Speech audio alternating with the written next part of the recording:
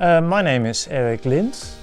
I'm head of IDLab and at the Academy of Theatre and Dance in Amsterdam. And I especially work for students and alumni. So IDLab stands for Interdisciplinary Digital Laboratory.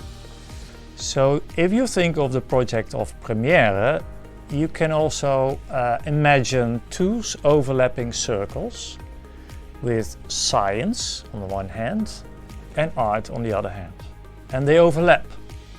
So this is a strange encounter because artists tend to think about the most valuable thing is the body, my source of inspiration, my ideas, metaphysics and the universe, and it's also about sensing.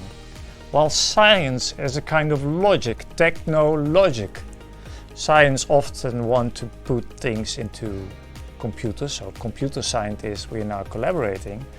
They have the database ontology. A computer speaks with 0 or a 1.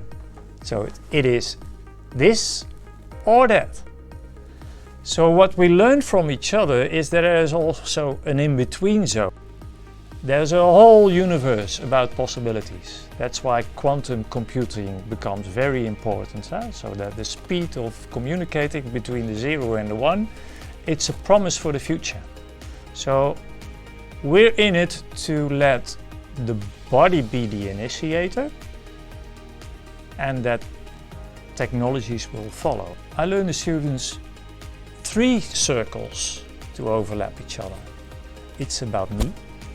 It's about you, but it's also about us, because we work in an environment in which we need to communicate with each other. Because you have a performer, you have 2 performers, but you also have an audience and some kind of energies. My question is, where is the future audience? Where can the future audience for the performing arts be found? And where's the future stage can be found? Because since in Corona time, the students had a problem. There was no stage they could perform and there was no audience.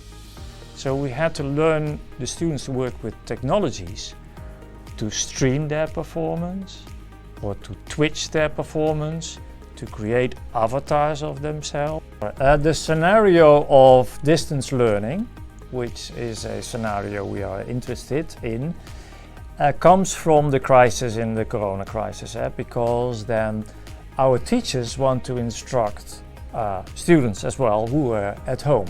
You can use Zoom as well to connect, but we want to explore a more sensorial experience that you really feel presence with each other in a joint space. We use the 5 headsets to get them into a same space, where the instructor can also see their own body parts in the 5 sets, and the student can see the instruction of the teacher as well, and also see their own body movements.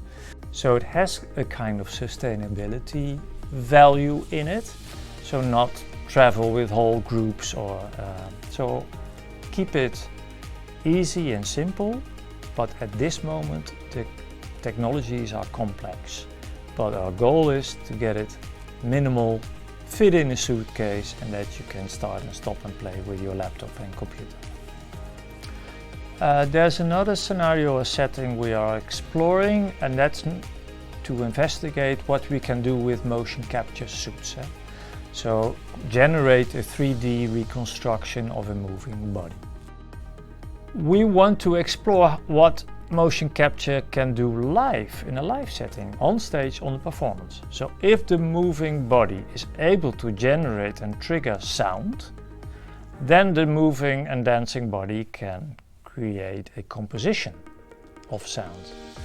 And if we can broadcast this and bring it to home, then maybe the audience can take virtual eye and perspective. So maybe it can zoom in or zoom out or turn around the moving body and see and take positions in that virtual space.